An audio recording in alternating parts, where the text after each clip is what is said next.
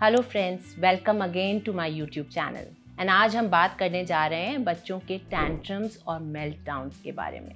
आपने अक्सर देखा होगा बच्चों को टैंट्रम्स थ्रो करते हुए एंड पेरेंट्स बहुत स्ट्रेस में आ जाते हैं, फ्रस्ट्रेट हो जाते हैं एंड उनको समझ नहीं आता कि कैसे डील करें अपने बच्चों के टैंट्रम्स से। अगर आप जानना चाहते हैं कि हम बच्चों के टैंट्रम्स को बेटर वे में कैसे मैनेज कर सकते हैं तो मेरा वीडियो पूरा देखिए और उसको लाइक, शेयर और सब्सक्राइब करना मत भूलिएगा if you find it of value. First of all let's talk about कि टैंट्रम्स होते क्यों हैं और होते क्या हैं।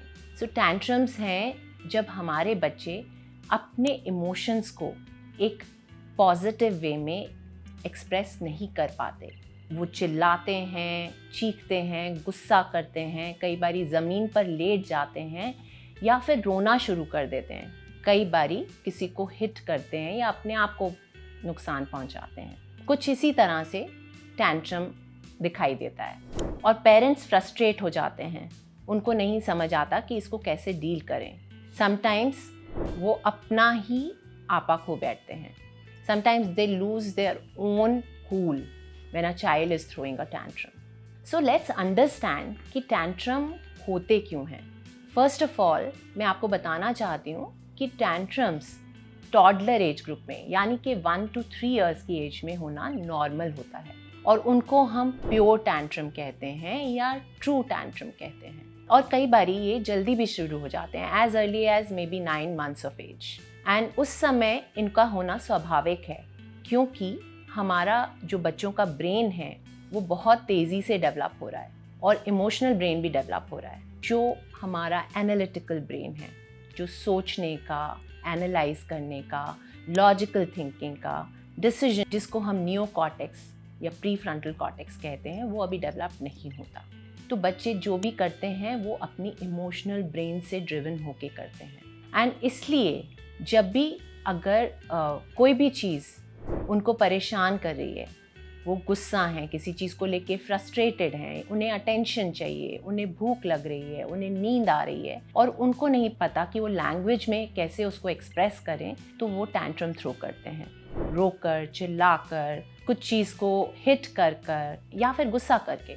This is what a true tantrum is. And अगर हम ये चीज़ को समझ लें कि इस एज में टैंट्रम होना नॉर्मल है तो हम अपने बच्चे के साथ एम्पैथाइज कर सकते हैं और उसको इफ़ेक्टिवली मैनेज करना भी आसान होगा। दूसरी तरफ जो टैंट्रम्स मोस्टली 2.5-3 साल पे शुरू होते हैं और बड़ी एज तक चलते हैं, they are generally manipulative tantrums.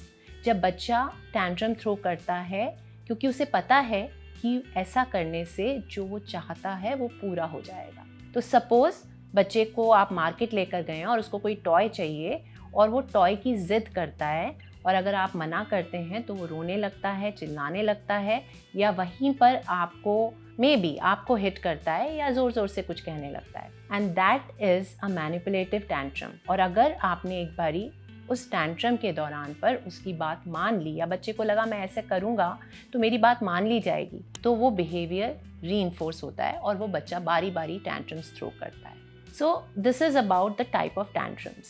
Now, how can we control tantrums या how can we effectively manage tantrums? तो मैनेज करने से पहले हम सीखते हैं कि हम इनको प्रिवेंट कैसे कर सकते हैं। तो देखिए, सबसे पहले बहुत इम्पॉर्टेंट है स्केड्यूलिंग। सो पूरा दिन आप बच्चे का स्केड्यूल करिए, एक रूटीन बनाइए, उठने का रूटीन, खेलने का रूटीन, खाना खाने का रूटीन और सोने का रूटीन। ये 3 चीज़ें बहुत इम्पॉर्टेंट हैं। तो बच्चा अगर बहुत ज़्यादा भूखा होगा या उसे नींद आ रही होगी, बहुत थका हुआ होगा, तो टैंट्रम थ्रो करने की जो प्रोबेबिलिटी है वो बढ़ जाती है।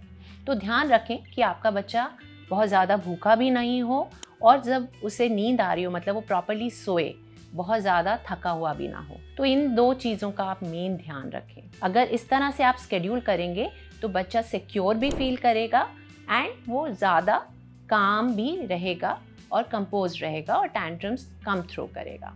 दूसरी चीज़ है, जब अक्सर हम देखते हैं कि हम बच्चों को कहीं बाहर लेके जाते हैं ना तो टैंट्रम्स बढ़ जाते हैं। एक तो उसके लिए वो सराउंडिंग्स जो होती हैं वो अननोन होती हैं, नई होती हैं एंड वहाँ कैसे बिहेव करना है उसको नहीं पता है, या बाहर जाकर उसको कोई चीज़ पसंद आ गई या जैसे वो अगर आप पार्क लेकर गए हैं और उसको खेलने में मज़ा आ रहा है और जब आपको घर आने का टाइम है और बच्चा नहीं सुन रहा है, तो ज़रूरी है कि आप कहीं बाहर लेकर जा रहे हैं बच्चे को, तो सबसे पहले एक्सपेक्टेशन सेट करें और उसको कुछ चॉइसेस भी दें और कॉन्सिक्वेंसेस भी बताएं। तो जैसे एक्सपेक्टेशन का एग्जांपल देते हैं कि अगर आप सपोज़ बच्चे को पार्क लेकर जा रहे हैं, तो उसको पहले से बताइए कि हम 5 बजे वहाँ से लौटेंगे और मैं जैसे ही बेटा तुम्हें बोलूँ ना, तो साथ में आना है, मैं तुम्हें 5 मिनट पहले बता दूँगी। चॉइस दें कि अच्छा ये तुम्हारी मर्ज़ी है कि तुम मेरे हाथ पकड़ के वापस आना चाहती हो या तुम्हें अपने आप एक डक की तरह आना है।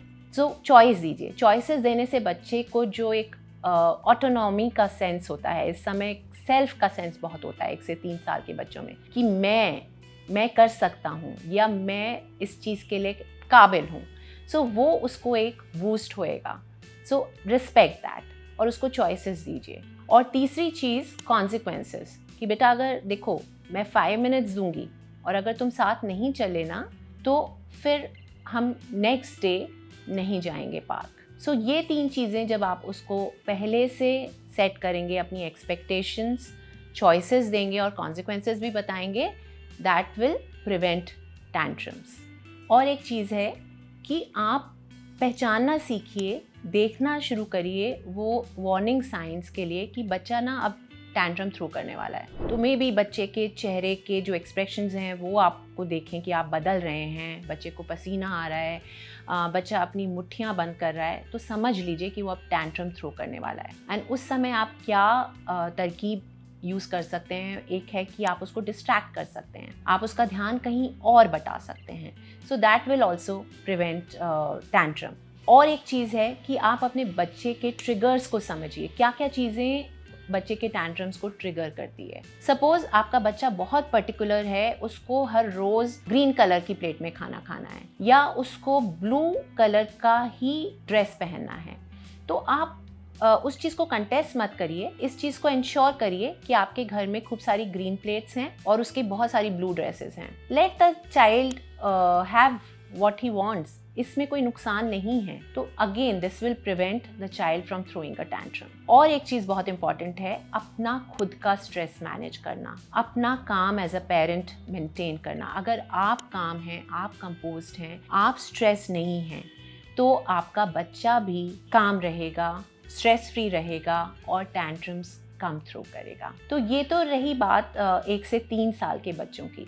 जब बच्चे बड़े होने लगते हैं, 4, 5, 6 साल की उम्र के बाद भी उनके टैंट्रम्स कंटिन्यू करते हैं, तो हमें देखना होता है कि हमारे पेरेंटिंग स्टाइल में क्या चीज़ मिसिंग है, क्या हमें ट्वीक करने की ज़रूरत है, क्या हमें अपने पेरेंटिंग स्टाइल में चेंज करने की ज़रूरत है, जिससे हम अपने बच्चे के टैंट्रम्स को बेटर वे में कंट्रोल कर सकते हैं। जैसे सपोज़ करिए कि बच्चा ज़िद कर रहा है कि वो खाना तभी खाएगा जब उसको स्क्रीन मिलेगा, जब उसको टीवी आप अलाउ करोगे देखने के लिए। सो वहाँ पर you need to set certain boundaries, limits, कि दिस इज़ नॉट अलाउड, खाना खाने के टाइम स्क्रीन नहीं मिलेगा, आप स्क्रीन तभी मिलेगा जब आप खाना अपना फिनिश कर लेंगे, अपना लंच या डिनर आप अपनी मील फिनिश कर लेंगे। तो जब आप एक दायरा बनाएंगे, लिमिट बनाएंगे और उसको फॉलो करेंगे कंसिस्टेंटली, तो बहुत ही जल्दी आपके बच्चे के टैंट्रम्स बंद हो जाएंगे। या वो कहीं मार्केट में आप लेकर गए हैं और कोई टॉय की ज़िद कर बैठा है और जब आपने मना किया तो वहीं लेट गया, आपको एम्बैरेसमेंट हो रही है, आप शर्मिंदा हो रहे हैं कि लोग क्या सोच रहे होंगे, चलो दिला देते हैं बच्चे को, बट नहीं, आपने ये नहीं करना है। उस समय मे बी आप उसको बहुत काम कंपोज रहकर वहाँ से उठाकर चले जाएंगे और जब बच्चा शांत हो जाएगा तो उससे बात करेंगे कि इस तरह का बिहेवियर बिल्कुल भी एक्सेप्टेबल नहीं है और अगर उन्हें कुछ चाहिए तो नेक्स्ट टाइम किस तरह से उसको पॉजिटिव कंस्ट्रक्टिव वे में मांग सकते हैं। तो अगेन ये चीज़ बहुत इंपॉर्टेंट है, अपने बच्चों से कम्युनिकेट करना, और बहुत इंपॉर्टेंट है खुद का काम मेंटेन करना। एक और चीज़ है कि बच्चा जब आपका टैंट्रम थ्रो कर रहा है, चिल्ला रहा है, चीख रहा है, तो आप बिना किसी इमोशनल अपहीवल के, मतलब खुद गुस्सा हुए बिना, खुद परेशान हुए बिना, बिल्कुल एक रोबोट की तरह उसका हाथ पकड़िए और उसको एक शांत कॉर्नर में छोड़ दीजिए, इग्नोर करिए उस चीज़ को। तो जब आप वो इग्नोर करेंगे, उस पर ज़्यादा ध्यान नहीं देंगे, एंड बच्चे का जब चीखना, चिल्लाना, रोना बंद हो जाएगा तब उसको आप वापस ले आइए एंड नॉर्मल बिहेव करिए जैसे कि कुछ हुआ ही नहीं। तो इस तरह से इग्नोर करने से और मे बी टाइम आउट देने से भी टैंट्रम्स की जो सिग्निफिकेंस है और जो उनका इम्पैक्ट है वो कम हो जाता है। दूसरा, मैंने जैसे आपको पहले भी बताया, तो बड़े बच्चों के साथ भी distraction is very effective technique. तो अगर बच्चा टैंट्रम थ्रो कर रहा है तो उसके बारे में बात करने से, या क्यों तुम टैंट्रम थ्रो कर रहे हो, क्यों फैल रहे हो, क्यों गुस्सा कर रहे हो, क्यों रो रहे हो, rather than that try to distract the child. उसको दिखाइए कुछ और, कहीं और ध्यान बटा दीजिए। देखो बेटा, वहाँ कितनी सुंदर, रोड पर देखो कितने कलर्स की कार जा रही हैं। एंड जैसे जनरली बच्चों को कार्स में या कोई टॉयज़ में इंटरेस्ट होता है तो वो बहुत ही जल्दी डिस्ट्रैक्ट हो जाएगा और जल्द ही भूल जाएगा कि उसको गुस्सा किस बात पर आ रहा था। तो वो भी एक तरीका है टैंट्रम से डील करने का। सो अगेन मैं आपको एक चीज़, अगर ये पूरा एक बहुत शॉर्ट में ये चीज़ को समराइज़ करूँ तो टैंट्रम्स सबसे पहले जानिए कि 1 से 3 साल की उम्र में बच्चों के टैंट्रम्स होना एक नॉर्मल बात है। उनका ब्रेन अभी डेवलप हो रहा है, वो इमोशनल होके और इमोशंस को कंट्रोल करना नहीं जानते हैं, उनका नियोकॉर्टेक्स अभी डेवलप नहीं है। इसलिए उनके साथ एम्पैथाइज करिए, उनको समझिए और अपना काम मेंटेन करते हुए, अपना कंपोस्चर मेंटेन करते हुए, स्ट्रेस फ्री रहते हुए उनको हैंडल करिए। उनकी भूख का, उनकी नींद का, उनकी ज़रूरतों का ख्याल रखिए, क्योंकि अक्सर थके हुए और बहुत जिनको बच्चों को अगर वो हंग्री हैं, भूखे हैं, तो टैंट्रम्स थ्रो करने की प्रोबेबिलिटी बढ़ जाती है। एंड तीसरी चीज़, जब बच्चे बड़े हो रहे हैं तो इग्नोर करिए टैंट्रम्स को और बाउंड्रीज एंड लिमिट्स को कंसिस्टेंटली फॉलो करिए to discipline your child. And remember, जो भी आप कर रहे हैं आप अपने बच्चे के हित में ही कर रहे हैं। फ्रेंड्स, अगर आपको मेरा ये वीडियो अच्छा लगा हो और वैल्यूएबल लगा हो तो प्लीज़ इसको लाइक करना मत भूलिएगा। अपने सभी फ्रेंड्स एंड फैमिली से शेयर ज़रूर करिएगा एंड बेल आइकॉन को हिट करके सब्सक्राइब ज़रूर करिएगा। Thank you so much.